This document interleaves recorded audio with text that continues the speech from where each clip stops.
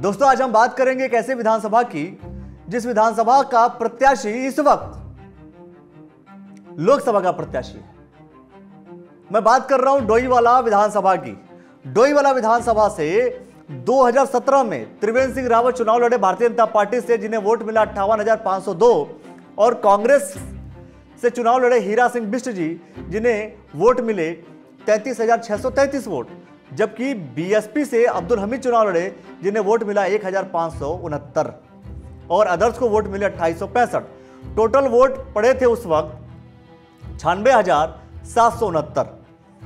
अब आते हैं 2022 में। 2022 के चुनाव में त्रिवेंद्र सिंह रावत जी चुनाव नहीं लड़े। 2017 के चुनाव में जब ये विधायक बने थे, इसके बाद वो मुख्यमंत्री भी थे। तो एक तरीके से ये कह सकते हैं कि डोईवाला विधानसभा मुख्यमंत्री की सीट हो गई।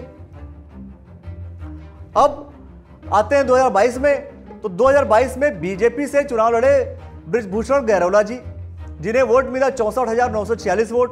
कांग्रेस से चुनाव लड़े गौरव, जिन्हें वोट मिले 35,925, और बीएसपी से चुनाव लड़े विनोद कुमार, जिन्हें वोट मिले 601 वोट।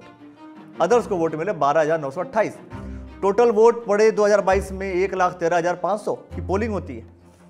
अब देखिए, अगर हम पार्टी वाइज देखें तो बीजेपी को मिला था 58,502 17 में, और 22 में मिले 64,946, और कांग्रेस 33,633 से 35,925 तक पहुंची। मतलब बीजेपी का जो ग्राफ है विधानसभा में भी बढ़ा।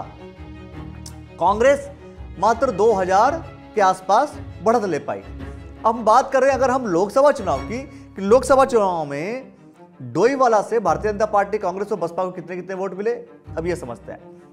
तो बात करते हैं 2014 की।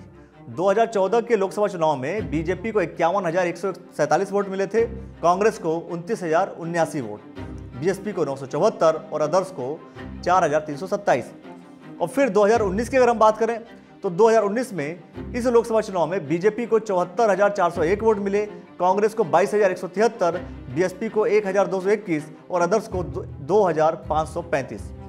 तो बीजेपी को 74,401 वोट मिलते हैं 2019 के लोकसभा चुनाव में, और कांग्रेस को 22,173।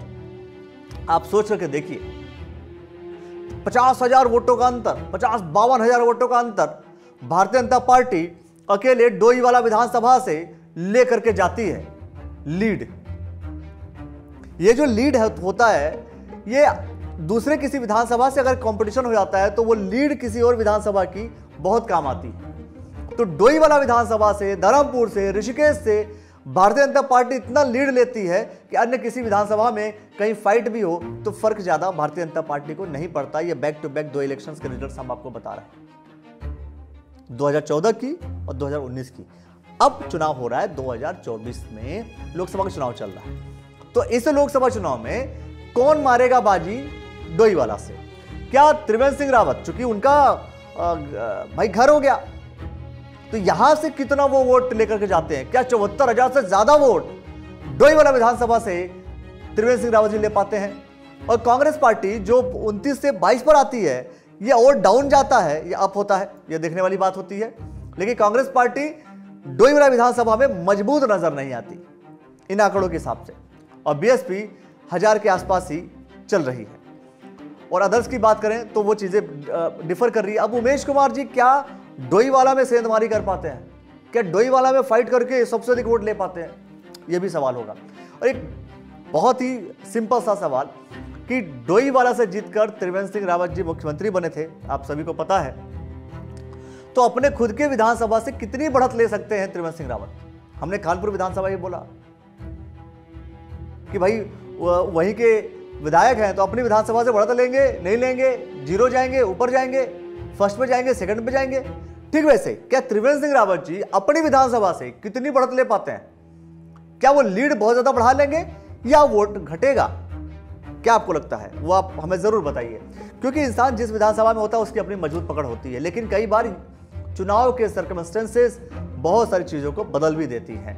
तो यहां पर चूंकि वो एक तरीके से उनका घर हो गया, भाई उसी विधानसभा से वो विधायक थे, तो अब सवाल ये होता है कि लोकसभा प्रत्याशी जब बन गए हैं तो उस विधानसभा से कितने वोट लेकर के आ पाते हैं त्रिवेंद्र सिंह रावत जी? जितने वोट लेकर के आएंगे, मार्जिन जितना बढ़ाएंगे, उतना अन्य विधानसभाओं में बहुत ही सहायता मिलती है। और कांग्रेस, इस बार कांग्रेस किस स्थान पर रह सकती है, कितने वोट ले सकती है, यह भी आप हमें कमेंट सेक्शन में जरूर बताइए। डोईवाला से साफ तौर पर, डोईवाला में कांग्रेस पार्टी इस लोकसभा चुनाव में कौन से स्थान पर रहेगी, कितना वोट लेगी, ये आप हमें कमेंट सेक्शन में जरूर बताइए।